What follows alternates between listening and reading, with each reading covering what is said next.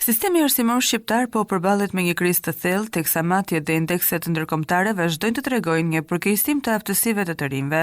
Sipas raportit më të fundit të Fondit Evropian për Trajnimet me titull Trajnimet, arsimi, aftësitë dhe punësimi, tendenca dhe zhvillimet 2024, aftësitë e të rinjve në arsim profesional në Shqipëri kanë pësuar një rënje prej 20% krahasuar me vitin 2023. Ky publikim tregon se për herë të dytë gjatë vitit 2024 ETF ka matur performancën e arsimit profesional në vendet që nuk janë anëtarë të BE-s.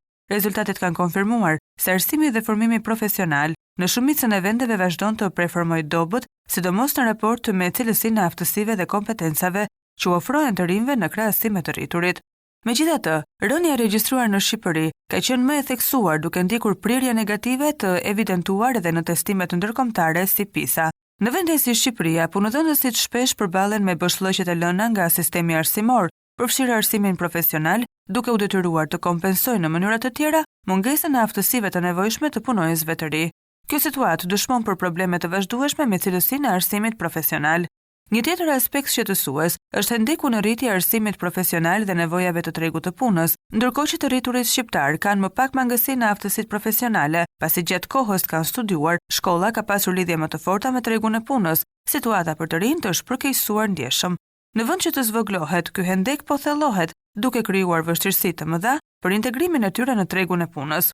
Edhe pse 2 vite monitorimi nuk janë të mjaftueshme për të përcaktuar një trend të qëndrueshëm, ETF vërenc rezultatet e vitit 2024 sugjerojnë një model të vazhdueshëm të performancës së dobët të diplomuarve në arsimin profesional.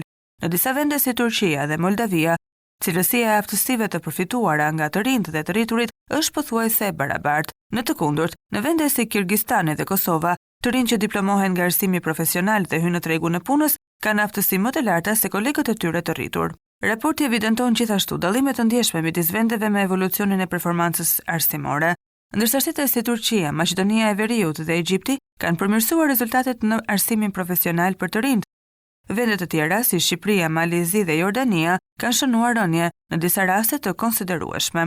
Për të rriturit, trendet janë përgjithsisht negative, me rënje të theksuara me vende si Malezi, Ukraina dhe Serbia, ndërsa Egjipti dhe Maqedonia e Veriut kanë treguar një përmirësim të lehtë krahasuar me vitin 2023. Këto rezultate ngrenë shqetësime serioze mbi të ardhmen e arsimit profesional në Shqipëri dhe mbi ndikimin e tij në ekonominë dhe tregun e punës, duke kërkuar masa urgjente për përmirësimin e cilësisë së arsimit dhe trajnimin e të rinjve.